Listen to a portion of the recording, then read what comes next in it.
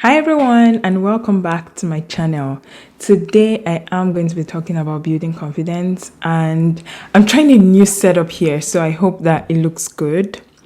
But today I'm going to be talking about building confidence. I'm very excited to be on the pod again once again. I feel like I am not consistent enough, but I hope that I can be. Building confidence is one of those things that I feel like it's something we've done over time and we do struggle with from time to time. Even the most confident people do struggle with confidence. And it's not like I'm extremely confident. It's just that I'm talking about my journey through it, how I'm able to move past whatever it is that I'm trying to move past. Now, the first thing that I have done when it comes to building confidence is I have gotten out of my head.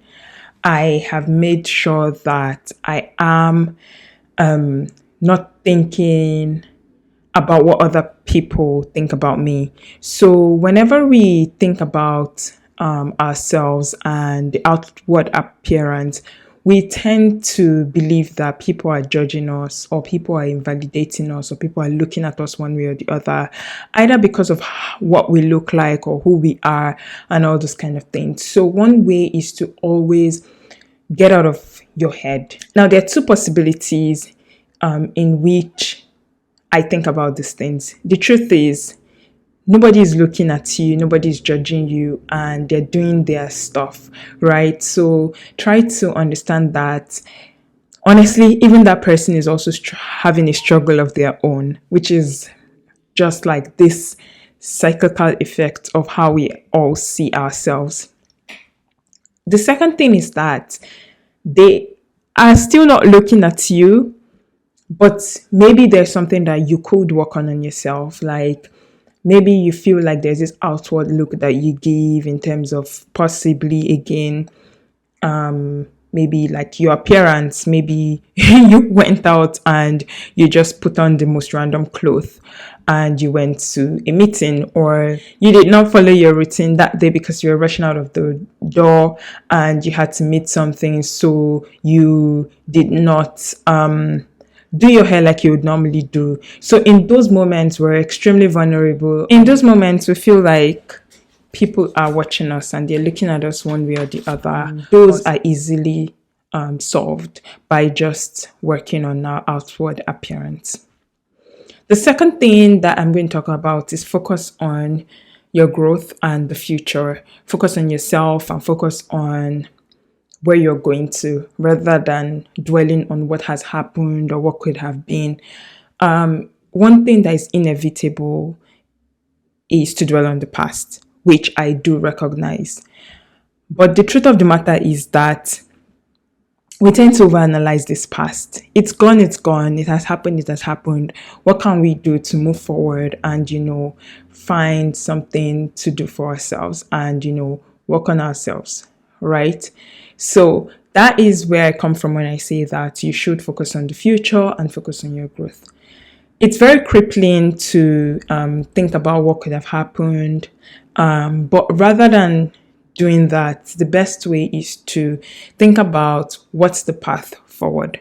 What can I learn from what I did wrong to help me inform the future? And what can I learn from what I did right to help me inform the future?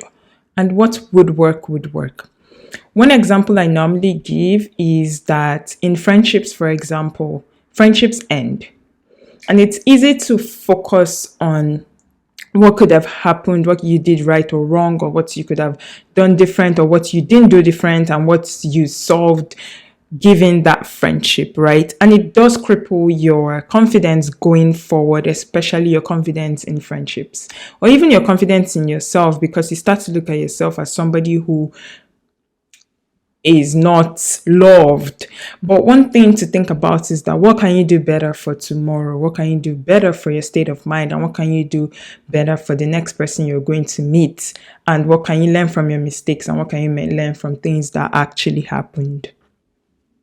The final point is have an ability to hold on to. When you have an ability that you hold on to, it helps a lot with confidence.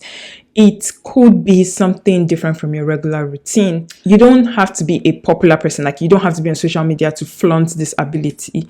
You just need to be known around in your immediate environment, especially around where you see yourself dwelling, and people know you as this person who they can go to for that particular skill. For example, oh, meet person X for finances, and you are the finance girl, or person Y for data, and you're the data guy. That go-to person that people can trust and go to and be able to, ask questions about it. It does boost your confidence when you're the person that people are able to relate to regarding those topics, right? It could be any topic. It could be about motherhood, fatherhood.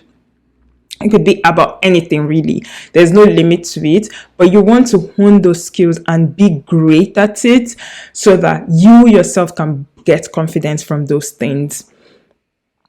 And honestly, that's my 3 main mantras when I work on myself on a day to day.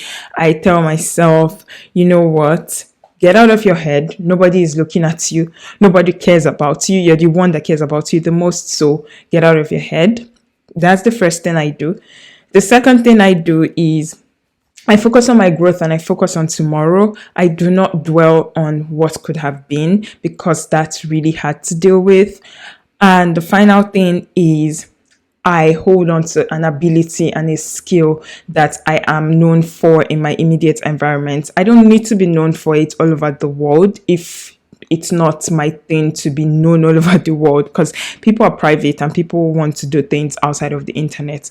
But my immediate family can say, oh, IJ knows this, or even my friends and even people in my immediate environment, friends of friends and family of families and all those kind of things, can easily say, IJ is the go-to person on this topic and you should go talk to her about it. And that helps me in my day-to-day to boost my confidence. I hope you can use the same thing, and tell me what you do to boost your confidence on a daily level, on a daily, when you struggle with it. Anyway, thank you so much for watching. Follow my train of thought, and I'll see you in the next one. Goodbye.